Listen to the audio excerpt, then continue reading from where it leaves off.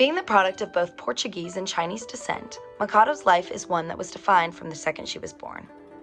Machado grew up in a wealthy neighborhood surrounded with the help of servants until the day her father's business was confiscated by the Japanese. Because of this, Sheena lived with 14 other extended family members in one apartment before moving to New York City. Sheena recalls getting very sick at the age of 6.5 with typhoid and paratyphoid. She remembers feeling so close to death when suddenly the Japanese bombed her hospital one night. Machado recalls surviving these two simultaneously tragic events as main points that shaped her life. At the age of 16, her and her family were turned away at immigration in New York City. At the age of 19, Machado was a stewardess with aspirations of marriage and healthy family and nothing more than that. It was the people she met and the path she chose for herself that truly shaped her career and success as an immigrant woman.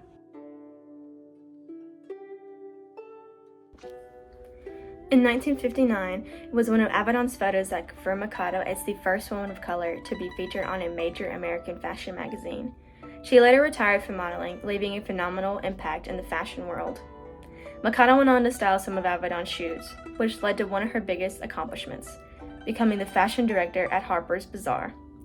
Machado thrived in her position at Harper's Bazaar, and she had a creative spark and deeply cherished the innovative side of being a fashion editor. Machado still worked closely with Avedon as she adored his encouragement toward their models. One of her most exciting portrait sessions were with acclaimed actresses Judy Garland and Elizabeth Taylor. Machado truly enjoyed her job.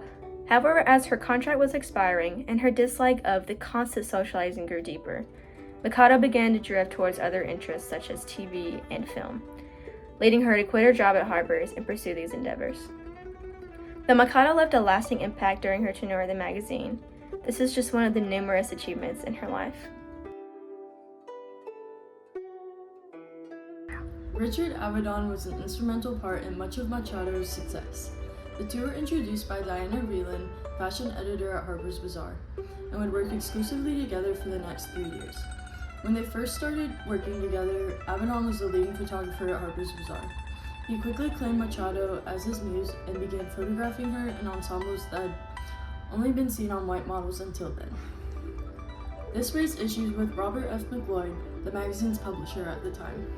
When Avedon wanted his pictures of Machado in the magazine's February issue, McLeod replied that they couldn't publish these pictures, the girl is not white. However, at this time, Avedon's contract was up for renewal, so he used this to his advantage. As Bazaar's star photographer, he threatened not to return if his photos of Machado were not included in the issue. Since he was so valuable to the magazine, editors agreed with his terms. Together, Machado and Avedon trailblazed the industry in more than one way.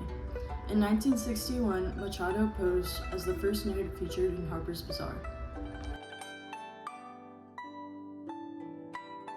From the early age of 20 years old, China was always financially dependent on herself and no one else, which she claims is her greatest accomplishment.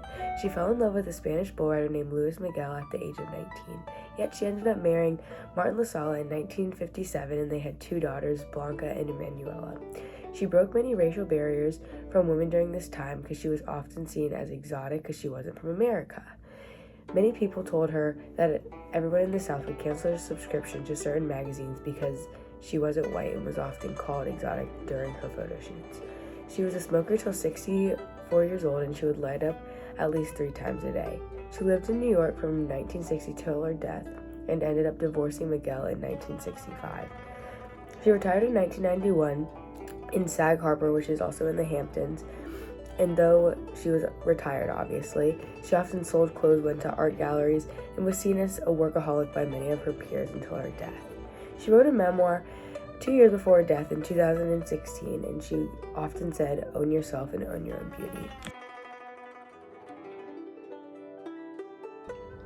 As we've previously mentioned, Machado did groundbreaking work and broke so many barriers in the fashion industry, as well as in just society in general.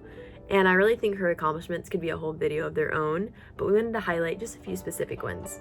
So the first one we wanted to highlight was obviously her Harper's Bazaar cover, as she was the first person of color to appear on a major fashion magazine, and it was just really paving the way for a lot of women to come after her.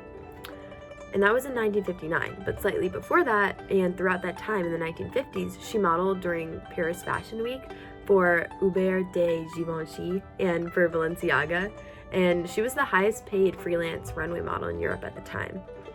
An additional accomplishment is she had a contract with IMG at age 81, which additionally broke age barriers, and she became one of the oldest models to have a contract in the industry. She even ran a gallery in the Hamptons, and she made a fortune off of real estate and doing business. Lastly, shortly before she died, she also was the subject of a photo exhibit at the National Arts Club in New York City, which was just really another additional thing that she did that broke barriers. Now we move on to China's present influence in fashion and her overall impact on the industry. She walked so that others could, well, also walk, but more specifically Asian models. By being the first Asian model represented on the cover of a fashion magazine, China cracked open a gap in the industry to allow many Asian people a path to follow and a figure to look up to, and allowing many to have illustrious careers in fashion modeling. Whereas before her time it would be rare to see Asians represented in fashion, it is now commonplace to see them walking down the runway and even posing on covers of fashion publications, just like China. While this was a large shift that China pioneered, equally important and influential was the modeling work done in her later life. She stands to prove that fashion and modeling, as well as feeling sexy and glamorous, is not just for the young. Nowadays, there are multitudes of advanced age fashion icons that serve as muses and points of inspiration for those designers or stylists coming up after them. It is safe to say that without China's bravery, we would not enjoy the extent of ethnic and generational diversity seen in fashion today. Thank you for watching our video. I'm not very much into clothes, actually. Like damn, she in her mood. She lit, get money too. Like damn, she in her mood. In the mirror, I'm doing my dance.